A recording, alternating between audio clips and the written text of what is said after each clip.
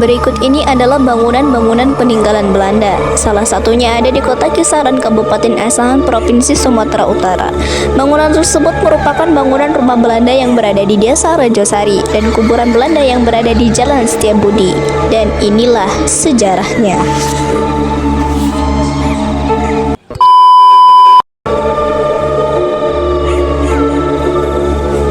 Inilah penampakan bangunan rumah Belanda.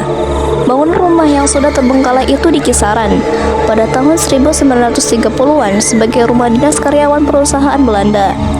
Kemudian setelah kemerdekaan, rumah seluas 110 meter itu menjadi aset salah satu perusahaan BUMN dengan pengukuhan hal pakai pada tahun 1988. Dan sekarang ada sebagian atau beberapa warga yang menempati rumah Belanda tersebut. Bangunan bersejarah yang ada di kota Kisaran mayoritas merupakan bangunan pada masa kolonial Belanda yang dapat menceritakan situasi kota Kisaran pada masa jajahan Belanda, hubungan sosial masyarakat, dan dapat menceritakan kemajuan kota Kisaran dari masa penjajahan Belanda sampai sekarang. Sejarah panjang penjajahan Belanda di Indonesia telah meninggalkan jejak yang tak terhapuskan, termasuk kota Kisaran, Asahan, Sumatera Utara selama kurang lebih 350 tahun. Belanda tidak hanya meninggalkan kisah pahit, namun juga warisan berupa bangunan-bangunan megah yang hingga kini masih kokoh berdiri. Dan komplek pemakaman Belanda yang ada di Jalan Setiabudi, Kelurahan Selawan, Kecamatan Kisaran Timur, Kota Kisaran, Kabupaten Asahan.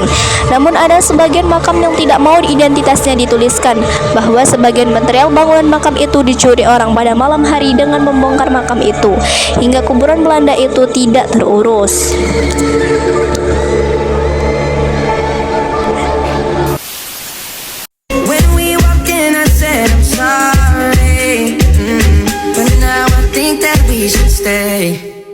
Cause I don't care when I'm with my baby, yeah. All the bad things disappear. You're making me feel like maybe I am somebody.